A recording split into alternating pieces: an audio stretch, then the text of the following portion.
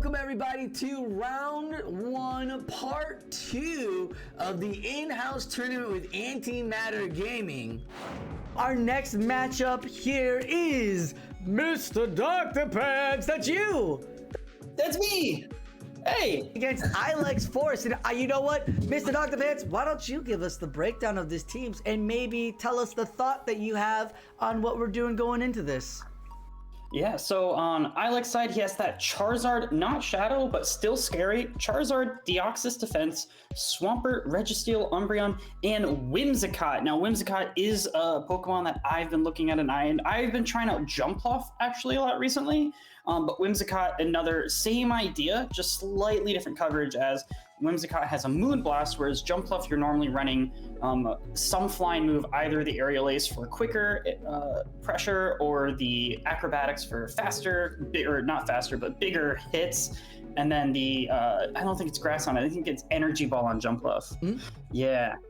Mm-hmm. Yeah, but then on my team, we have the classic, a very classic line, Medicham, Lantern, Frostlass instead of the A-Slash, as the meta is slowly going away from that. Umbreon Superior, and then the Pelipper that I was talking about in the earlier match with Trainer Rem's team, but Pelipper for that same reason does better against the Steel Ice types perhaps than the Mantine, so chose to go for Pelipper there.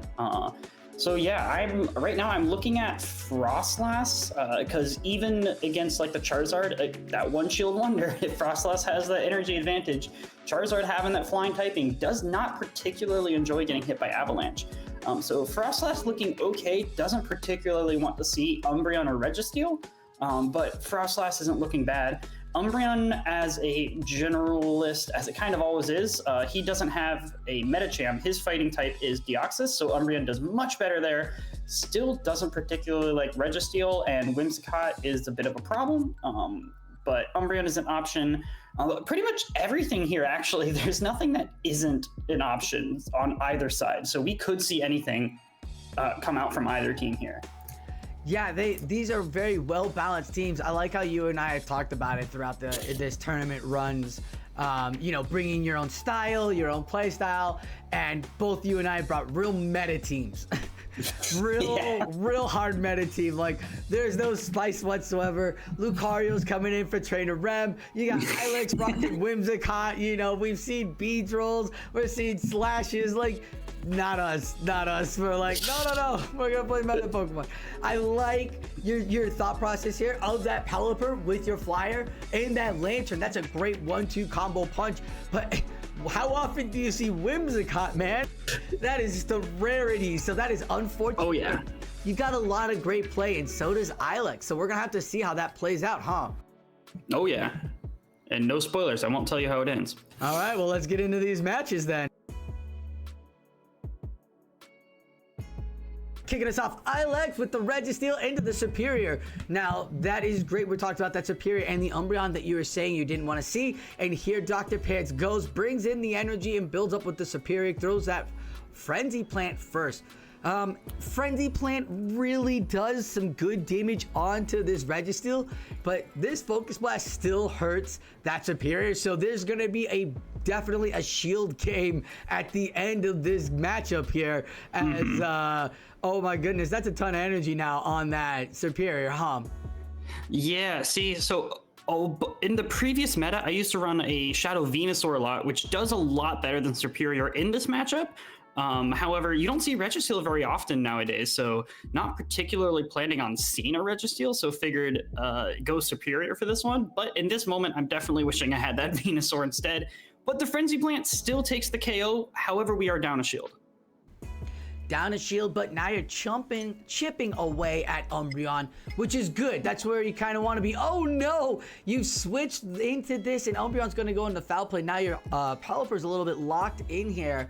That is going to be tough, as Dr. Pants, though, going to take that foul play. Pelipper's to half health. The foul play again on Ilex Forest side, and Ilex's Umbreon is just Umbreon. Come on, it's Umbreon, Dr. Pants. You're not chunking this thing out. It's going to survive with some red there, and it's got that foul play ready to go. This Umbreon is a very interesting Umbreon because it is rocking Psychic, sir. Did you pay attention to that?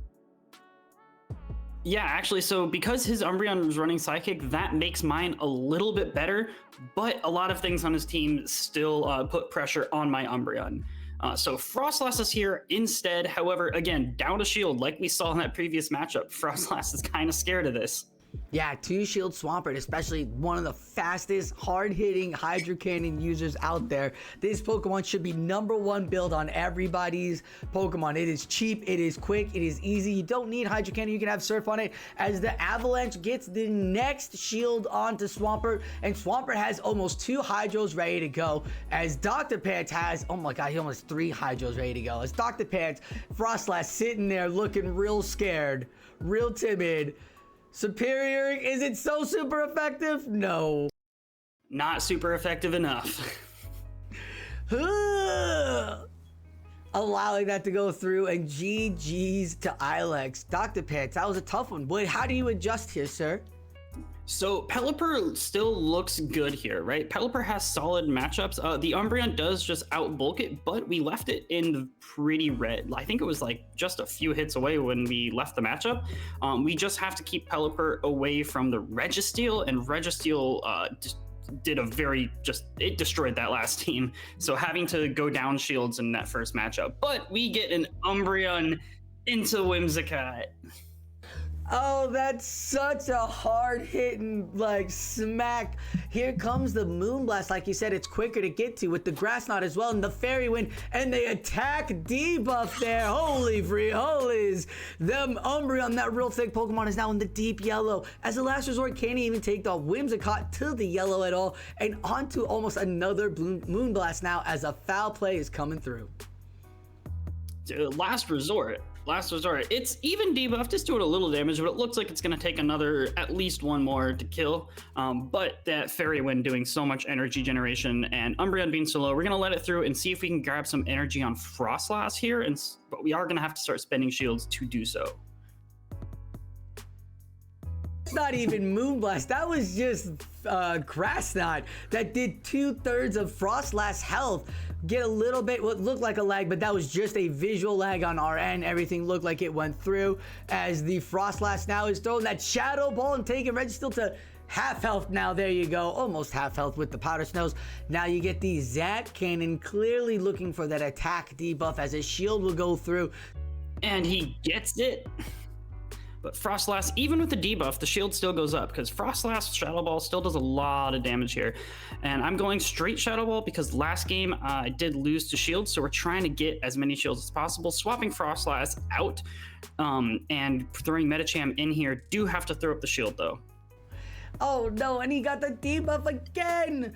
That's so tough because the Medicham doesn't want to see these Hydro Cannons, and those counters actually are real oppressive, but they're not oppressive when the counter is debuffed by a Zap Cannon and you don't have Dynamic Punch. With the last shield given up now, the Swampert's gonna get to that almost Earthquake and throw the first Hydro, or the second Hydro.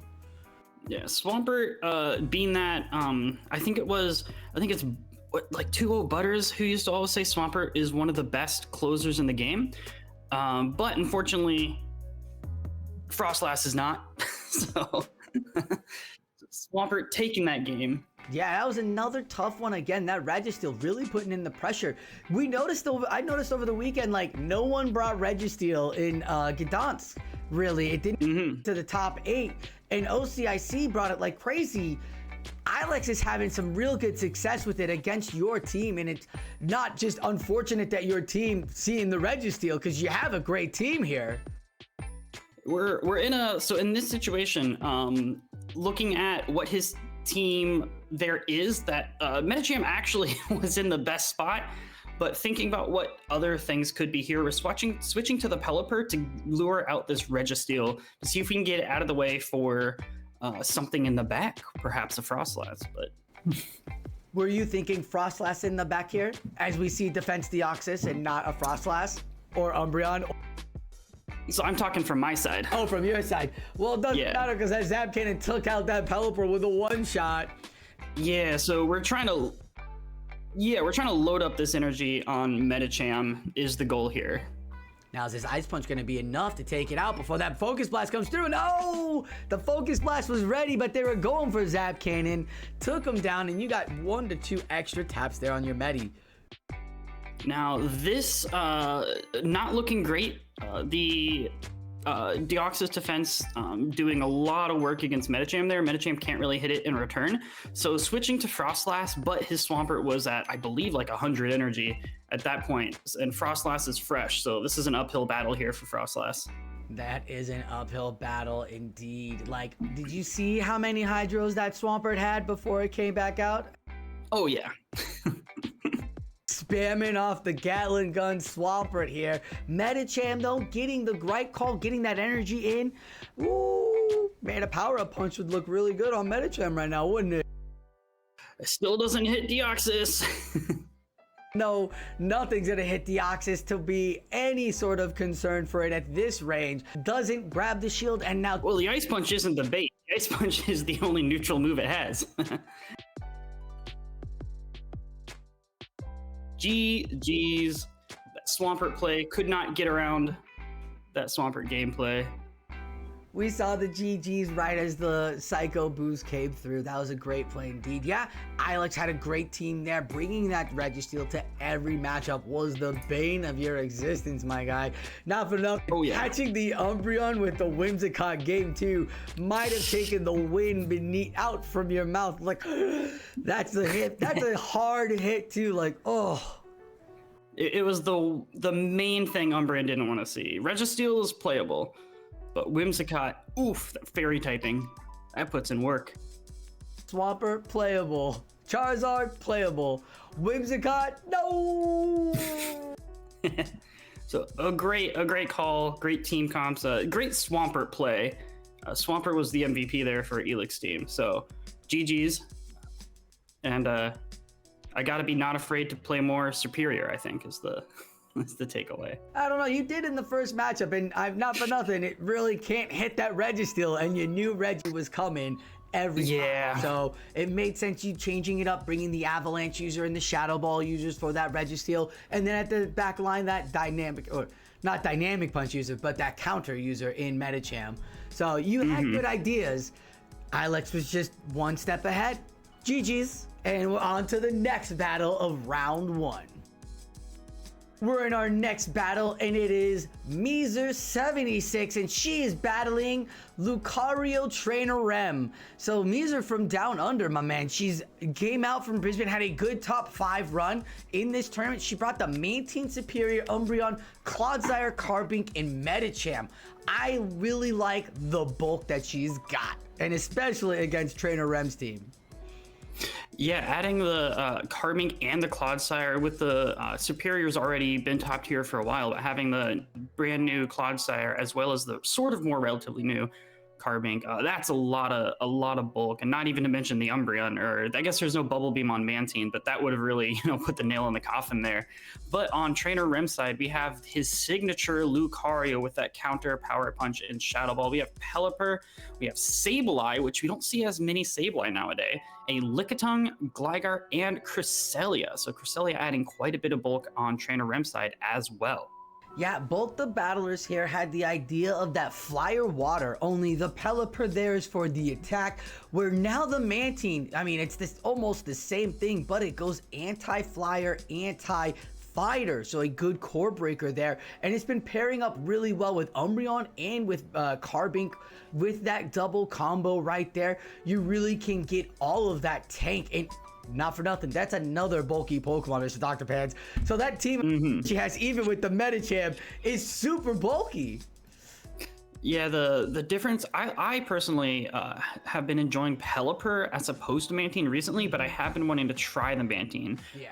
Pelipper having a little bit of a better matchup versus the Alolan Sandslash, so I could see why Pelipper being chosen as like a supplement to Gligar or an alternative on the same team. Rem has both the double flyer there.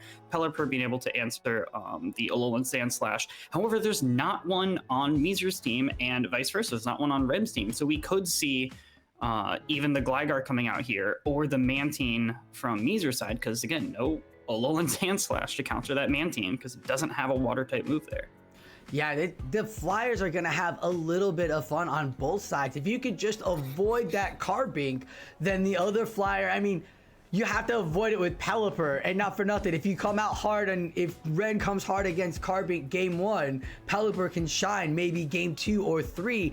But he came out all clean during regionals in that first season and had a great showing with his Lucario. I am so excited to see him play with it. He's brought it to this tournament too. It's his Pokemon. He's the Lucario user, so clearly he's going to probably have a good strategy against this Carbink, especially with that steel typing too. This Lucario might shine a lot better now.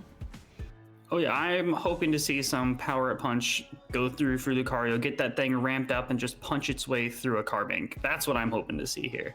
Well, let's get into these battles now. Rem's gonna kick us off with the Lickitung on Mantine. Woohoo, that's wing attack Mantine now, and it got out immediately. And Superior coming right in and going into Sableye to answer. Now, Sableye does have to start shielding up here because Frenzy Plant hurts. Sableye isn't super defense weighted per se. It's just a very good all-rounder. So it does eventually have to shield a couple times. But going straight for the return to see how much damage gets off. But trading shields on both sides, Superior being able to now outpace the second Frenzy Plant here because return was thrown. A very aggressive play, but you have to be when you're up against a Frenzy Plant user. That thing is so oppressive, and it gets to so quickly with that Vine Whip as another foul play gets shielded, and no shields here on the Sableye. And this is what we were talking about as that Frenzy Plant takes out the Sableye. And both teams are down 2 shields here, but bringing out the Lucario, seeing if perhaps we can farm all the way, but gets a switch to keep that Lucario's health and energy upright. The no shields on the back of Lucario having a Shadow Ball almost ready could be really strong here. Absolutely, and Lucario is one of those fighters that does have Power Up Punch, so it will be effective against this Umbreon. Doesn't have to worry about those foul plays coming off, as Lickitung will definitely put a ton of initial damage down. The aggression from Trainer Rem here to make sure this Umbreon is walking away with, like, limping away on one paw with one paw up, like all wrapped up before the Lucario comes out, is very, very well shown here as the Lickitung's going for the 3rd body slam.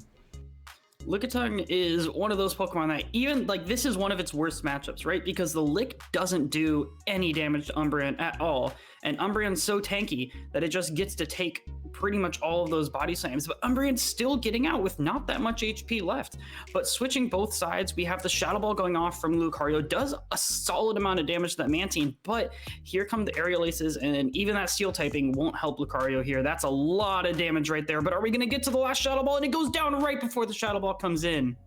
That thickness of Mantine with that flying typing got the Aerial Ace boost of the end of this Adventures of Bounce season. Really well done here by Meezer. And Lucario almost was the hero for Rem. Will he bring it back in the next battle? That's a question and a half to find out, as Meezer there brought the Mantine, brought the Superior and the Umbreon. Lots of tank. Does she switch it up, or does she bring the same in? Well, let's see here. We have Umbreon into Clodsire. Now, at the Clodsire, I don't remember what fast move it said it was running, but looks like Poison Sting here. And so immediately switch out because that Earthquake would one-shot. Lucario can't hit it back very effectively. But here we have, again, the Lickitung going to town there, licking that Umbreon down, but it doesn't do enough damage. And this matchup is slow, but eventually, generally, the Umbreon will win. So we'll have to see if switch timers come back up, what the trainers choose to do. And perhaps even a shield scenario could come out here.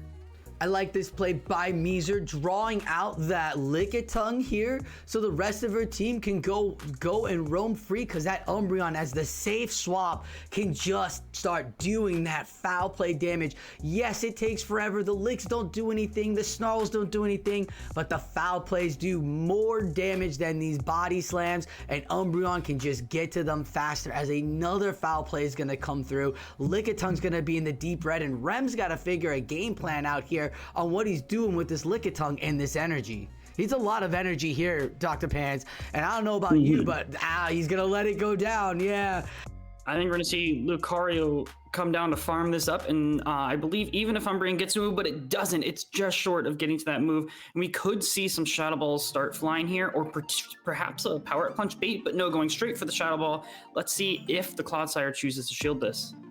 No shield, and the Sableye comes to catch what Sludge Bomb or Earthquake is gonna be released. It is the Earthquake, and the Mantine is back on the field, Dr. Pants. Oh no.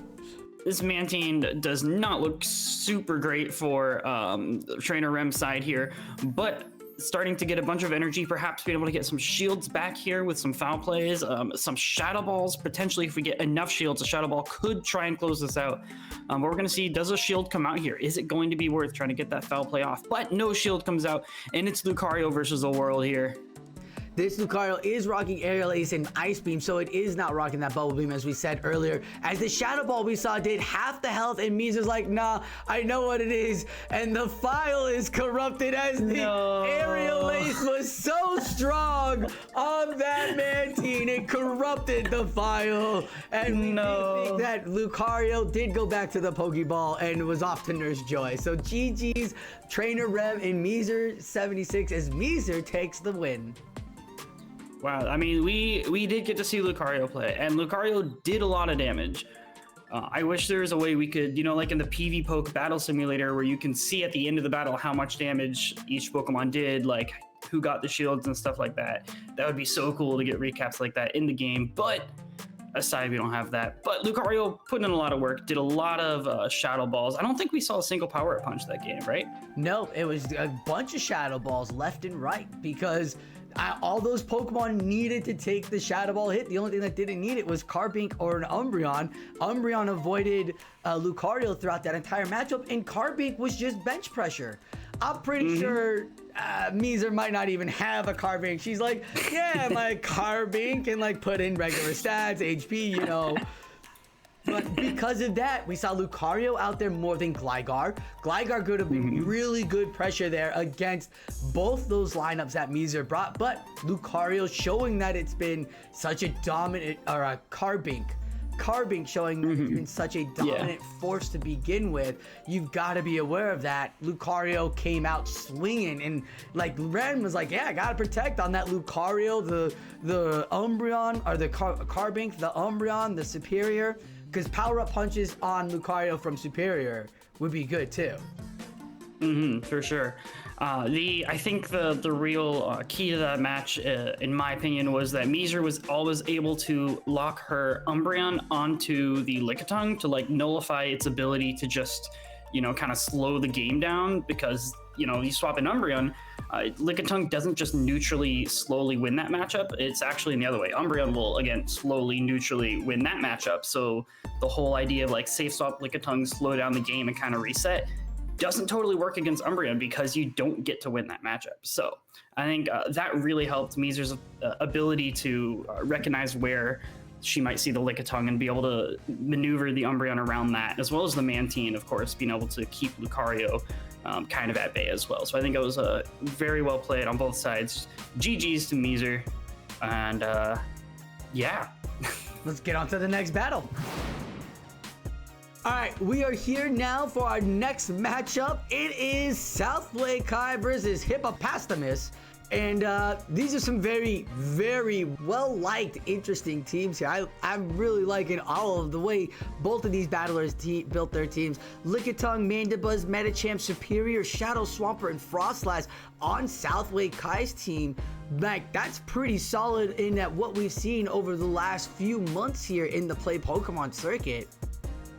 Yeah, the Mandibuzz really showing up. I'm kind of surprised we haven't seen as many Mandibuzz. You know, it got the buff with the Aerial Ace, so the Umbreon matchup's not like so drastically bad anymore. You know, you have a much better neutral hitting move in return. But on the side of Hippopotamus, we have that Carbink once again, Medicham, Lurantis, Jellicent, Clodsire, and drumroll please, a Lopunny.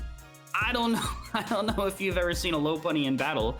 I think I've seen its move sets before, back in the, let's say, grassroots days, I believe is what they're calling them. There was like every once in a while, it was the only thing that had a fire type move because it had Fire Punch.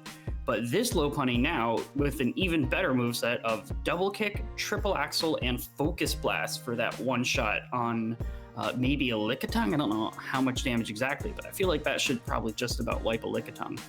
That would like wipe a Lickitung, especially with the double kick now that it generates energy so quickly. That Lopunny, I mean, I like that, and the Lurantis too, getting that different kind of typing and acting as more of a anti-grass, water mud boy fighter right here without any of the bug weakness. Like, this is just a great Pokemon, and it's got superpower too, so if it needs to force a shield or do some damage on what is the meta, that is dark, that is normal, that is steel or rock, like a great option there for Lurantis. I like the Hippopotamus as well, that he brought that. And this is definitely, you can tell they brought their play styles in these teams right here.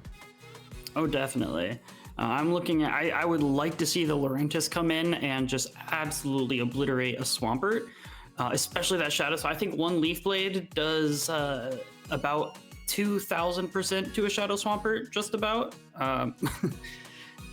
Just a little bit, but I do think the Lurantis has a lot to look out for, because, you know, Superpower has that debuff attached to it as well. So versus Lickitung, not necessarily the best, even though it is super effective, does a lot of damage, but puts you at a disadvantage afterward. The Medicham, I think the Ice Punches start adding up a little bit faster, but Leaf Blade can still put in some work against Medicham. But yeah, Lurantis has a little bit to look out for there, but I'm hoping that we get to see it do at least some damage. And the Lopunny, of course, Lopunny's we gotta see it at least once, you know? It's for content, you know? Something. These teams are definitely well thought out. We're gonna see just one side now as we're gonna get into this matchup of Hippopotamus versus Southway Kai. Leading out here with the Jellicent versus Serperior. So generally not the greatest matchup for the Jellicent. Getting one Hex, switching out immediately, but coming in Carbink versus Serperior. This team is looking fairly weak to Serperior here. We're going to see how he plays it out. That is real tough for Hippopotamus right now, as Serperior banks some energy in the back, but a Moonblast is gonna come from Carbink and gets the first shield. And you know what? Swampert's like, okay, I see you. Now we all know with this rock throw, generates energy real slow, so Swampert, who can generate those Hydro Cannons quickly, builds up a little bit extra and then walks away as Carbink goes down back to the Pokeball, and the Jellicent comes out with a Surf. Jellicent coming out with a Surf, going to do a hefty chunk of damage out of that Shadow Swampert. Does have a shield advantage. We're going to see if he decides to shield here and lets it through, gets hit by the Earthquake. That's a lot of damage, but the Jellicent's still able to get to that next Surf here, and this either wins the matchup or grabs another shield, but yes, going to let that go. It's keeping that one shield in the back, knowing that Serperior is probably going to come back in. Immediately swap to Medicham. I like this too. This is a great call. He's got two shields to give. The Serperior walked up with a little bit of energy, but you know what? That Medicham's got Ice Punch, and that Ice Punch is super effective. So he can get to at least two of them and then throw them up. Hippopotamus has a game plan, but oh no, Dr. Pants, it's another Medicham. The Medicham mirror matchup, the one we all played and know so well. There is still a Jellicent. You could use the Jellicent as an even shield, and the defense drop goes through for the Psychic. So the next one is threatens lethal here, so we get the shield there, and we're going to see if this, I assume this is Psychic coming from the opposing Medicham, because all shields are down. So if this gets a defense drop, then it's not looking good, but he does not get it. He's rushing to that move, and he just barely misses to get to that last Psychic. And the last Ice Punch comes through here, and that is a close match, but game one going to Southway Kai. Wow, I think with the debuff, the Ice Punch could have taken out that Medicham right then and there. That's really, really upsetting Hippopotamus. Hopefully they can make the adjustment and bring in, well, the only adjustment is don't get a bad lead, because that was just a really bad lead and made it really close from such a hard wall with that Jellicent. Mm-hmm. Yeah, we're definitely going to need to see something to counter that Serperior here. But Carbink coming out into the Swampert. Oh, no. Immediately swap to Lurantis, so we get to see the Lurantis come out and even gets the Leaf Blade off before the Swampert switches out. Fury Cutter is just so gross, isn't it? Like, oh my goodness. It's great. But there's that superior we've been looking out for. Throwing a Leaf Blade. Leaf Blade, I always say, and I think I've seen this earlier in this tournament, but does way more damage. Not very effective. Leaf Blade always does more damage than you think it should. But here comes the Aerial Ace. I believe this might KO it, but we get the shield. So charging up and starting to be able to throw, and okay, here's the superpower we get to see. Does this go unshielded? Unshielded and takes out that almost, sorry, that debuff really affected the attack. It would have taken out the superior, but with giving in 2 shields to Lurantis, which is still really healthy, that superior is now off the table and the rest of the Pokemon aren't afraid anymore. Here comes that Leaf Blade. It is debuffed and the meta champ takes it like a champ. Having the Carbink here as well, so being able to keep the Carbink off of the Swampert here, actually pretty good. You might be able to see it get locked back into Medicham, and the shield goes down, so all shields are down. So at this point, we need the superior, or not superior, the Jellicent. If the Jellicent can do enough damage here, but the next move comes in, man, don't mess around with Mudshot. Mudshot does so much damage, or so much energy generation, but we're gonna get to this move next. Lurantis putting in a lot of work, actually. Lurantis is basically taking out most of the team by itself at this point. Investing 2 shields into this Lurantis even after the superpower, Dr. Pants, was so big. The Sim Saiyan might have lost everything, and it came out and knocked 2 Pokemon out. And this Medicham, unless it has Dynamic Punch, which it do not, we've seen it have Psychic and Ice Punch, is gonna get Moon Blasted back to the sky and back into the Pokeball of South Lake High, because this Carbink is so thick it could take anything Medicham can take. I think it needs 3 Psychics even to get it. Yeah, at least like 2 Psychics and an Ice Punch looks like it would just about do it, but 3 Psychics to be safe, yeah. But it is 1-1 now. That Lurantis putting in work and going straight back into the next battle, it looks like here. But yeah, we got to see an answer to Lurantis, which I didn't expect that we needed that, but we do. You asked for it. You're like, can we get this Lurantis, please? And it showed up and it put in the work. And now you're going to see Frostlass coming in, and maybe Lopunny might be just what the Frostlass asked for.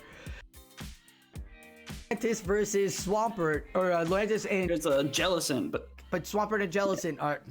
Yes, Swampert and Jellicent lead it off. Which is finally a good lead for Hippo here. We've seen him play from behind before and do okay, but there's the Frostlass. This is the answer to that Carbink, or to the Lurantis that we've been looking for, but gets a shield actually, and Carbink coming in to chip away at this Frostlass. Frostlass down 2 shields, does not want to be in this position.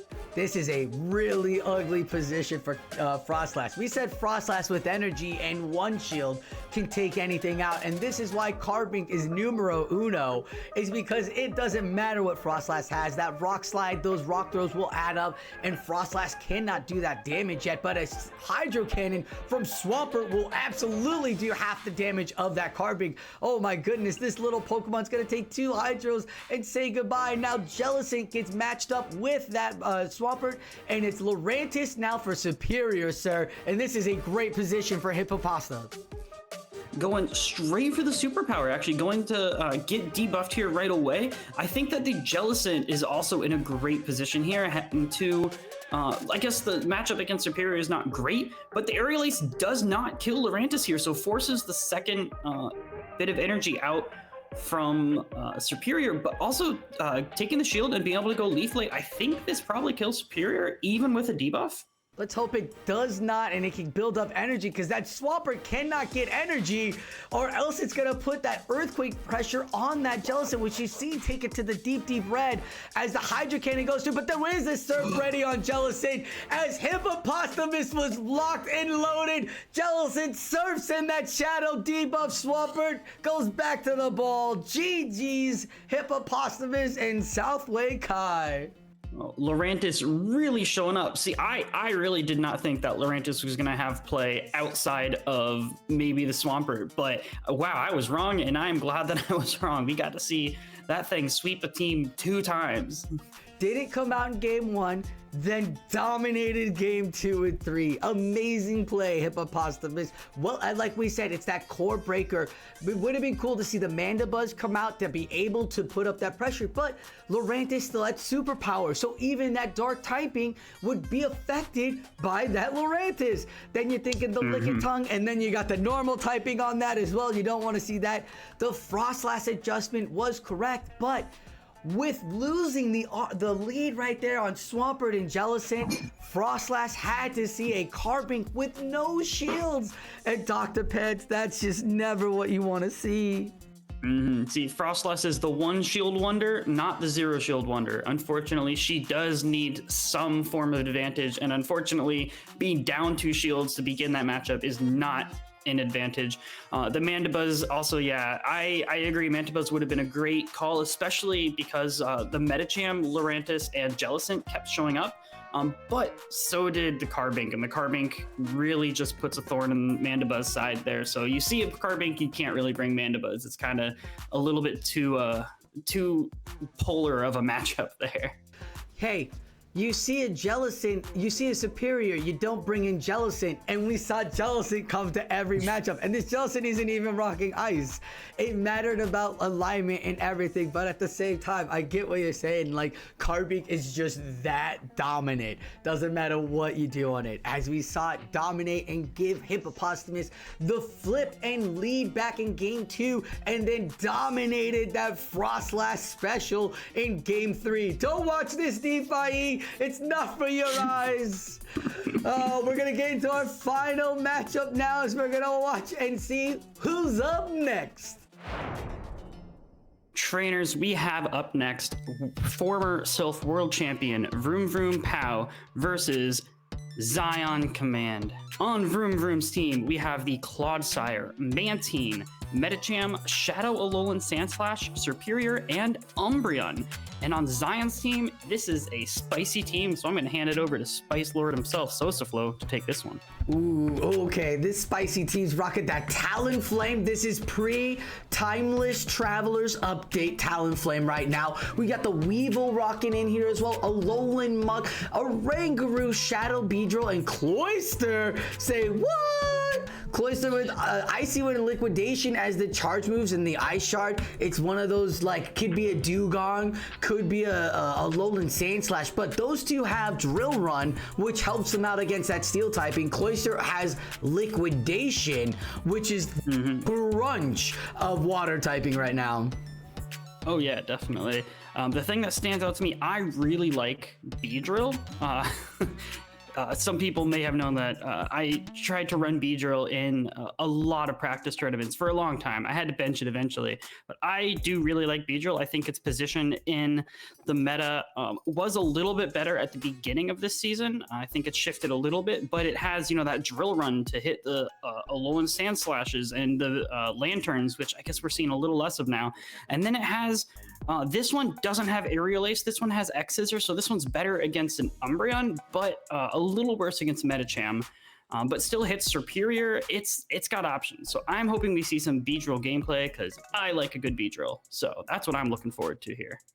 Look, sir, you are not the Sylph Season 4 World Champion without at least having to come across Beedrill, a Rangaroo, because that was when it came out, a Alolan Muck, and all of these other amazing Pokemon on Zion's team. Clodsire be damned, Superior's here, Slash is here, Vroom Vroom Pow is here to play, and he's got that meta-ish team that's gonna put a lot of work down. Yes, that Talonflame looks terrorizing on this team, especially when it's not Stone Edge on Clodsire, it's Sludge Bomb and Earthquake, and it's Ice Beam on that Mantine, so that water typing is not there either. But this is the world champion Oh, yeah. World champion. I'm excited. I can't. I love seeing the India scene come out to the play, and I love seeing Spice Pokemon. So we are clearly in for a great matchup. We'll just have Zion's side here for this matchup, and it's gonna be your Beedrill, what you said, and on to that Medicham. I do like the X-Scissor with that Shadow boost and that X-Scissor boost of this situation, but look at that catch is so big. Immediate swap here. The Aerial Ace is still neutral. Ice types do super effective to flying, but they don't resist the flying type. So both of these Pokemon throwing resisted damage at each other, but the Icy Winds are going to start flying here. Stacking up, you lost that debuff when you took out that Bubble Beam off that Mantine, but you got the Aerial Ace, and Aerial Ace still putting a lot of work down onto this Ice Water Pokemon. I'm impressed about Aerial Ace now off this Cloyster, but then again, that third Aerial Ace will get the shield, and it's just gonna be a farm down. That was even debuffed, and it got a shield. And more Icy Winds. Icy Wind coming out on Medicham makes this even better for the Beedrill to come back in. We could potentially also see Talonflame, but Beedrill with that energy coming in, going straight for the Drill Run, and gets the Drill Run onto the Clodsire. This will do a lot of damage if it goes unshielded, and wow, that is just over 50%. That was huge, my man. Mr. Dr. Pants, this Clodsire didn't want to see it, but now it's got the energy. Again, it does not rock that Stone Edge. Sludge Bomb doesn't even take this Talonflame to half health. Zion now is locked and loaded, and Talonflame's throwing that Flame Charge. These Flame Charges starting to add up. The Incinerate starting to add up here. We could see, I believe, oh, not a shield. He's going to let this one go. You know, the Sludge Bomb doesn't do that much damage, and another Flame Charge coming through. Oh, I don't know if this is a great call or not. Yeah, I don't think that was a great call, because now he's almost farmed it down, and the switch timer in time. The Medicham punches that Talonflame out, and now the Beedrill's gonna have to take an Ice Punch. And so the Beedrill, the Ice Punch does Psychic entirely one-shots here. The Ice Punch doesn't, but because it's Shadow, that puts so much pressure that we're going to have to see if he can outpace to get to the two X-Scissors here. I think he's one away for the next one. So is that counter going to kill? This is Shadow Beedrill. Oh, he lets it through. Oh, no. Oh, no. Vroom, vroom, pow. Oh, my goodness. What a game. He delivered a delicious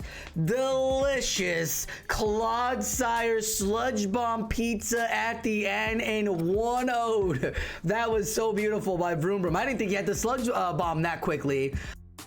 It was one tap away. They were so close each.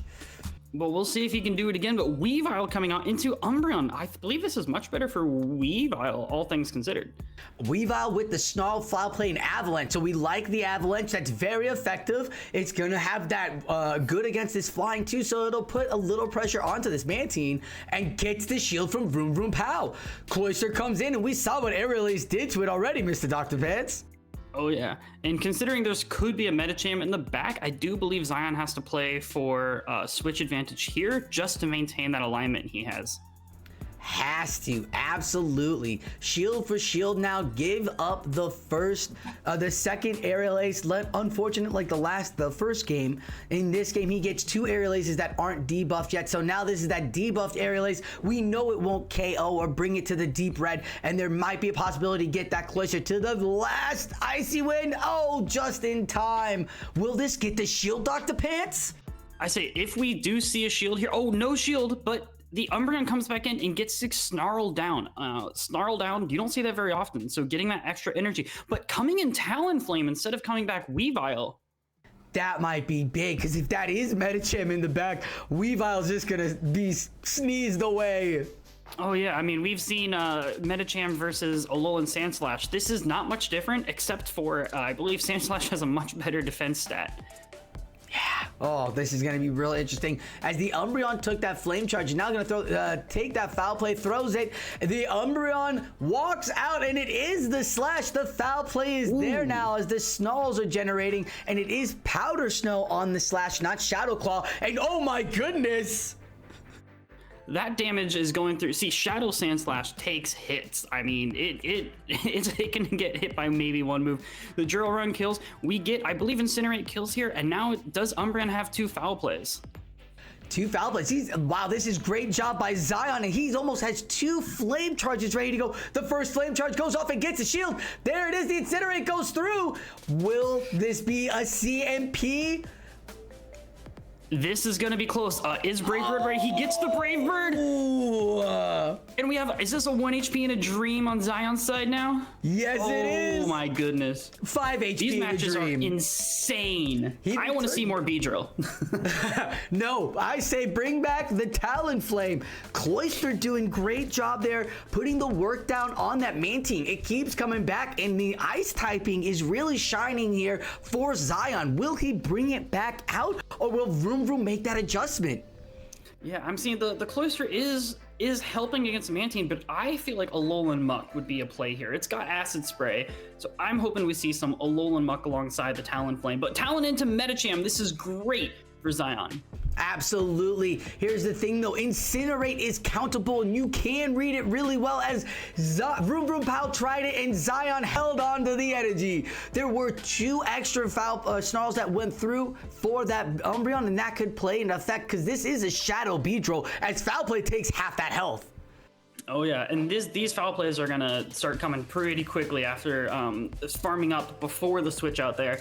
And Beedrill does have Poison Jab. X-Scissor gets there pretty quickly, but just not quite as quickly as that Snarl into foul play. But it does a lot of damage. Oh my goodness, that's the returns almost half the health damage to the Umbreon. The real defensive tanky Umbreon. This Beedrill putting that damage down. It doesn't even want to see another foul play or attempt it. It throws that X-Scissor and says, get off the table, Umbreon. Bring out your Mantine. There's no Cloyster here. Oh no, there's no Cloyster. It's Oranguru in the back, and we're gonna see the Talonflame come out. We do have to just start knocking these shields down because you are down 2 shields. Shield or lose the health, Vroom Vroom Pow. Oh my goodness, this might be in Vroom Vroom Pow's favor with the Medicham there. And 2 shields. It's Dynamic Punch, mind us, because that normal typing doesn't want to see it. The foul play will be should be shielded, mind you. Should be shielded. Okay. Now, Talonflame in the back's got a ton of energy, and it's got health too. Oh yeah, but throwing here, actually losing that energy makes this a little bit better for the Talonflame. Can we see a farm down? I don't, because it doesn't have Psychic, so it's gonna take at least 2 ice punches or 2 dynamic punches to get through. Can we farm down maybe? Oh, can't get it through. Oh, and he has double flame charge. If this isn't CMP, I think Zion might win this. There's the shield. It's all on Mantine and Mantine. No, I think this is it. Aerial Ace comes in clutch, holding on to that energy with the Mantine. 2 games in a row, or not in a row, but game 1, holding on to that energy with the Clodsire. Same thing, game 3, holding on to that energy, playing for shields, and coming so close there. You cannot ask for a better game than that. Down to, we have Spice on meta, world champions on community leaders, and it comes down to a CMP off of Mantine in Talonflame. Great job by both battlers recognizing their win cons in the matchups. As you saw in game 1, we had the Mantine walking away and then the Medicham there. Game 2, it was all on Weevil with that foul play. That was huge. Game 3 though, saving the energy again on the Mantine and walking away and coming back to blast that Ice Beam off on the Talonflame. But the Talonflame was ready too. Oh yeah. Dude, Talonflame, once this new season comes out on Friday, I believe is when the patch goes live, I believe we're going to see a bajillion Talonflame, as well as Lantern's going to be back in full force with all the Talonflame gets buffed, fire types get buffed all around, a lot of Fire Spin, Blaze Kick buffs, and then all the ice types are getting a lot of buffs, so, you know, Lantern will be back, but hopefully we get to see Talonflame shine for a little bit. GG's to Vroom Vroom Pow though for taking the matchup there. That Mantine's thickness now with the wing attack, we've talked about it time and time again. People have said that Mantine's superior combo, that back-to-back coverage is so big in this meta as we see it do really well for Vroom Vroom Pow. Indeed. I mean, I'm always happy to see Beedrill pop off in the meta, so you know, hopefully we get to see a little more of that maybe in round 2 later on. That's gonna wrap up the first round of our in-house remote tournament here for our new Antimatter teammates. Mr. Dr. Pants, how did you feel about that? And what did you see and what did you like? Yeah, I think we saw a lot of Clodsire and Clodsire doing well. A lot of Sludge Bomb. We did see, I think, a couple Stone Edge as well, but I think the Sludge Bomb was prevailing a bit, having a little bit more, you know, pressure and bench pressure on things like Superior. We saw a Lurantis pop off. We saw a Beedrill pop off. We saw some cool, great things. I'm thinking that going forward, there's going to be more Clodsire again, and Superior start to shine a little bit, I'm thinking. Yeah, I'm thinking that too. We did see a lot of teams with the Superior advance with the win, as 8 battlers from the teams will be battling each other in round 4 or round 2. So we'll show you those 4 matches as the winners and continue on down this tournament. But we did see battlers bringing their style. I love seeing it. We talked about it before these videos. Do we bring our Pokemon? Do we bring our style? Do we want to show that we're, you know, a battler? Like, are we to be taken seriously? What's the deal, right? Like, and not for nothing, everybody's playing their play style, and it's not even like we're seeing these hard, terrible plays, bad losses or anything. With the play styles and the spice that we're seeing, the people are absolutely keeping us all on their toes. Like, the Nidorino, that was definitely one that was like, wait, what? And that was so exciting to watch and shine. The Lucario we saw did really well. The Lurantis did really well. So definitely some interesting thing. I wanted to say Talonflame, probably would have said Talonflame until we saw the Timeless Travels come out just the other day. So I'd have said Talonflame would have been a good spice, but not anymore. I think Talonflame's gonna be more prominent. But you know, we did see good usage of Mantine as well too in these last few. Yeah, a couple Mantines. Mantine's moving on as well, so we'll see more. We'll see more Mantine versus Superior might show up a bit in the next set of battles. Yeah. So be sure to check out all of these battlers, as they have content and or are community leaders with discords through the Antimatter Gaming, and by doing that, go to Antimatter and check in and say hi to everybody and talk to us and get on the socials. That is what us Go Battlers are here for. We want to help the community and show off these amazing fun battling Pokemon in these wonderful little tournaments that we have on the side, because, you know, they're fun. We don't get to see many tournaments like this. You get some fun names out here. You get spice Pokemon, as we're saying. Like, this has like been a really, really cool, exciting time in a tournament, and I'm really excited that Antimatter everybody on the team is getting together and doing this, and it seems like we're all just having a good time with it. Oh, indeed, definitely, yeah. Big shout out to the editors behind the scenes, the creators, the artistic content creator, EV2E making the art, the editor, Dr. Roast Beef in the back doing all that, and Hippopotamus is our TO, so we thank you for keeping the flow, especially during holiday time. Boy, oh howdy. Thank you, TOs and everybody in the back. So be sure to check out all the Antimatter Gaming Entertainment, as we are going to be seeing you later for round 2. Good luck to all our battlers in the next round, and good luck to all of our viewers who are headed to regionals or locals coming up. So hopefully maybe some of these teams can help inspire some of your team building. Yes, let's hope these teams do help you out. That is going to wrap it up for us here at Antimatter Gaming. Thank you all for watching. Be sure to subscribe and watch the videos, and be on the lookout as round 2 is coming. Thank you all, and have a great, great day.